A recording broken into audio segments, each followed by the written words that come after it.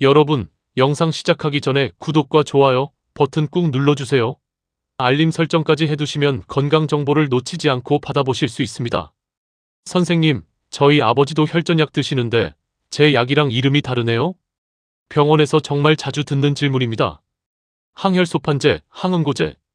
둘 다 혈전을 막는 약인데 왜 사람마다 다른 약을 먹는 걸까요? 오늘은 이 두 약의 차이를 명확하게 알려드리겠습니다. 이 영상 하나면 여러분의 혈전약에 대한 모든 궁금증이 해결될 겁니다. 1. 혈전이란 무엇인가? 먼저 혈전에 대해 간단히 짚고 넘어가겠습니다. 혈전은 혈액이 혈관 안에서 덩어리처럼 굳어진 것을 말합니다. 정상적인 상황이라면 우리 몸은 다쳤을 때만 혈액을 굳혀서 출혈을 멈추게 하죠. 하지만 혈관 안에서 불필요하게 혈전이 생기면 문제가 됩니다. 혈전이 혈관을 막으면 어떻게 될까요?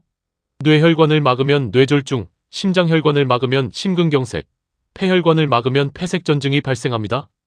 모두 생명을 위협하는 심각한 질환들입니다. 그래서 특정 질환을 가진 분들은 혈전이 생기지 않도록 예방약을 복용해야 합니다. 바로 여기서 항혈소판제와 항응고제가 등장하는 거죠. 이 항혈소판제란? 첫 번째로 항혈소판제에 대해 알아보겠습니다. 항혈소판제는 혈소판의 활동을 억제하는 약입니다. 혈소판은 혈액 속에 떠다니는 작은 세포 조각인데 혈관이 닫히면 이것들이 서로 달라붙어서 상처를 막아줍니다. 문제는 혈관 벽에 손상이 생기거나 동맥경화가 있을 때입니다. 이런 상황에서 혈소판이 과도하게 뭉치면 혈관을 막는 혈전이 됩니다. 특히 동맥에서 이런 일이 자주 일어나죠. 항혈소판제는 바로 이 혈소판들이 서로 들러붙는 것을 방해합니다. 혈소판이 뭉치지 못하게 만들어서 혈전 형성을 예방하는 것이죠. 대표적인 항혈소판제로는 아스피린이 있습니다. 여러분이 잘 아시는 그 아스피린 맞습니다. 저용량 아스피린은 혈전 예방에 널리 사용되고 있습니다. 그 외에도 클로피도그렐, 티카그렐러, 프라수그렐 같은 약들이 있습니다. 그렇다면 항혈소판제는 어떤 환자에게 필요할까요? 첫째, 심근경색을 겪은 환자입니다. 심장혈관이 막혀서 심근경색이 왔다면 재발을 막기 위해 항혈소판제가 필수입니다. 둘째, 허혈성 뇌졸중 환자입니다. 뇌혈관이 막혀서 온 뇌졸중이라면 항혈소판제로 재발을 예방해야 합니다. 셋째, 관상동맥 스텐트 시술을 받은 환자입니다. 심장혈관에 그물망 같은 스텐트를 넣었다면 그 안에 혈전이 생기지 않도록 항혈소판제를 복용해야 합니다. 보통 두 가지 항혈소판제를 동시에 먹는 이중항혈소판요법을 시행합니다. 넷째, 말초동맥 질환 환자입니다. 팔다리로 가는 동맥이 좁아진 경우에도 항혈소판제가 도움이 됩니다. 정리하자면 항혈소판제는 주로 동맥 혈전을 예방하는 데 사용됩니다. 동맥은 심장에서 온몸으로 피를 보내는 혈관이기 때문에 압력이 높고 빠른 혈류가 흐릅니다. 이런 환경에서는 혈소판이 주된 혈전 형성 요인이 되기 때문에 항혈소판제가 효과적입니다. 3. 항응고제란? 이제 항응고제에 대해 알아보겠습니다. 항응고제는 작용 방식이 항혈소판제와 완전히 다릅니다. 항응고제는 혈액 응고 과정 자체를 억제합니다. 혈액이 굳는 과정은 매우 복잡합니다. 혈소판만으로는 충분하지 않고 혈액 속에 있는 여러 응고인자들이 차례대로 활성화되면서 최종적으로 피부린이라는 그물망을 만듭니다. 이 피부린 그물망이 혈전을 단단하게 만드는 거죠.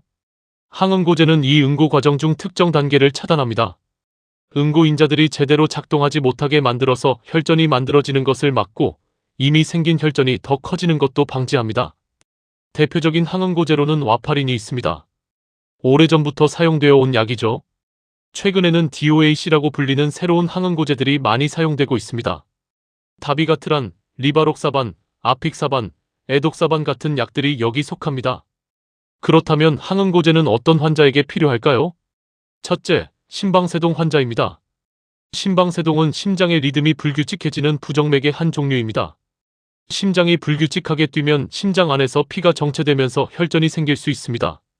이 혈전이 떨어져 나가서 뇌로 가면 뇌졸중이 발생합니다. 따라서 심방세동 환자는 항응고제로 뇌졸중을 예방해야 합니다. 둘째, 심부정맥 혈전증 환자입니다. 주로 다리의 깊은 정맥에 혈전이 생기는 질환인데 이 혈전이 떨어져서 폐로 가면 폐색전증이라는 치명적인 합병증이 생깁니다. 치료와 예방 모두 항응고제가 필요합니다. 셋째, 폐색전증 환자입니다. 이미 폐색전증이 발생했다면 항응고제로 치료하고 재발을 막기 위해 장기간 복용해야 합니다. 넷째, 인공심장판막을 가진 환자입니다. 기계 판막을 넣은 경우 판막 주변에 혈전이 생기기 쉽기 때문에 평생 항응고제를 복용해야 합니다. 정리하자면 항응고제는 주로 정맥혈전과 심장 안에서 생기는 혈전을 예방하는 데 사용됩니다. 정맥은 온몸에서 심장으로 피를 돌려보내는 혈관이기 때문에 혈류가 느리고 압력이 낮습니다. 이런 환경에서는 응고인자에 의한 혈전 형성이 주된 문제가 되기 때문에 항응고제가 효과적입니다. 4. 핵심 차이점 정리.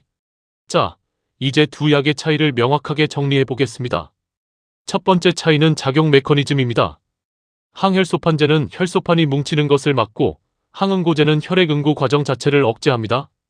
쉽게 말하면 항혈소판제는 재료가 뭉치지 못하게 하는 것이고 항응고제는 공장 자체를 멈추는 것이라고 할 수 있습니다. 두 번째 차이는 주요 사용 목적입니다. 항혈소판제는 동맥혈전 예방에, 항응고제는 정맥혈전과 심방세동에 의한 뇌졸중 예방에 주로 사용됩니다. 세 번째 차이는 대표 질환입니다. 심근경색, 허혈성 뇌졸중, 스텐트 시술 후에는 항혈소판제를 사용하고 심방세동, 심부정맥혈전 등 폐색전 증에는 항응고제를 사용합니다. 네 번째 차이는 출혈 위험성입니다. 두 약 모두 출혈 위험을 높이지만 일반적으로 항응고제의 출혈 위험이 더 큽니다. 따라서 항응고제를 복용하는 환자는 더 주의 깊은 모니터링이 필요합니다. 같은 뇌졸중 예방인데 왜 약이 다를까? 여기서 중요한 질문이 나옵니다. 둘 다 뇌졸중을 예방한다고 했는데 왜 약이 다른가요? 정답은 뇌졸중의 원인이 다르기 때문입니다. 뇌졸중은 크게 두 가지로 나뉩니다. 첫째는 뇌혈관 자체에 문제가 생겨서 막히는 경우입니다. 뇌동맥에 동맥 경화가 있고 그 위에 혈소판이 뭉쳐서 혈관을 막는 거죠. 이런 경우에는 항혈소판제가 필요합니다. 둘째는 심장에서 만들어진 혈전이 떨어져 나가서 뇌혈관을 막는 경우입니다. 대표적으로 심방세동 환자에게서 이런 일이 생깁니다. 심장에서 만들어지는 혈전은 응고인자에 의해 형성되기 때문에 항응고제로 예방해야 합니다. 같은 뇌졸중이라도 원인이 다르니 치료약도 달라지는 겁니다. 이것이 바로 이웃이 먹는다고 나도 먹으면 안 되는 이유입니다. 6. 복용 시 주의사항. 혈전 예방약을 복용할 때는 몇 가지 중요한 주의사항이 있습니다. 첫째, 절대 임의로 중단하면 안 됩니다. 특히 항응고제는 갑자기 끊으면 오히려 혈전이 더 많이 생길 수 있습니다. 반동 효과 때문입니다. 치과 치료나 수술을 앞두고 있다면 반드시 담당 의사와 상의해서 약을 조절해야 합니다. 둘째, 다른 약과의 상호작용을 확인해야 합니다. 특히 진통소염제, 위장약, 항생제 등 흔히 먹는 약들도 혈전 예방약과 상호작용을 일으킬 수 있습니다. 새로운 약을 처방받을 때는 항상 현재 복용 중인 혈전 예방약을 알려야 합니다. 셋째, 출혈 증상을 주의 깊게 관찰해야 합니다.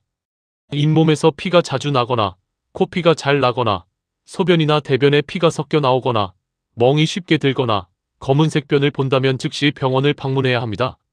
넷째, 와파린을 복용하는 경우 음식 조절이 필요합니다. 비타민 K가 많이 든 녹색 채소를 갑자기 많이 먹거나 끊으면 약효에 영향을 줄 수 있습니다. 균형 잡힌 식사를 유지하는 것이 중요합니다. 다섯째, 정기적인 검사가 필요합니다. 와파린은 INR이라는 혈액 검사를 정기적으로 해야 하고 신기능과 간기능도 주기적으로 확인해야 합니다. 7. 두 약을 함께 먹는 경우도 있나요? 네, 있습니다. 경우에 따라서는 항혈소판제와 항응고제를 동시에 복용하기도 합니다. 대표적인 경우가 심방세동이 있으면서 관상동맥 스텐트를 넣은 환자입니다. 심방세동 때문에 항응고제가 필요하고 스텐트 때문에 항혈소판제도 필요한 거죠.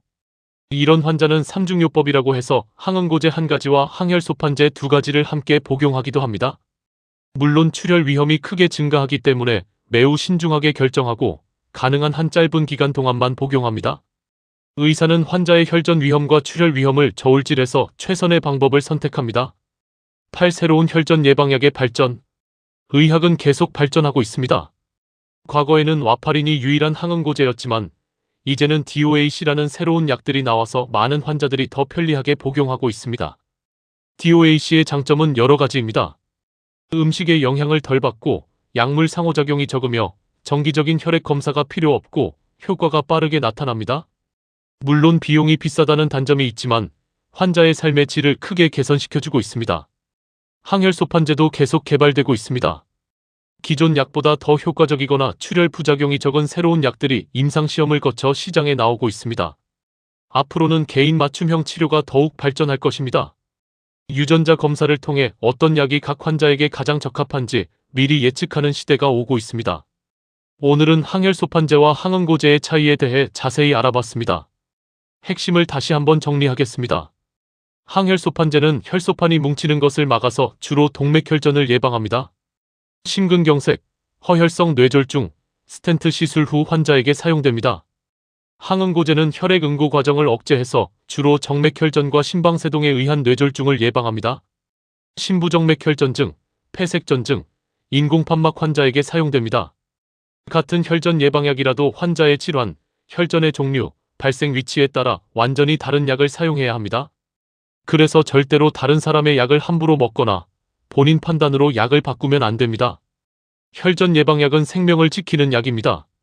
하지만 반드시 의사의 처방과 지시에 따라 정확히 복용해야만 그 효과를 제대로 볼 수 있습니다. 궁금한 점이 있다면 주저하지 말고 담당 의사나 약사에게 물어보세요. 오늘 영상이 도움이 되셨다면 구독과 좋아요, 알림 설정 부탁드립니다. 여러분의 건강한 삶을 위해 앞으로도 유익한 정보를 전해드리겠습니다. 다음 영상에서 또 만나요. 건강하세요.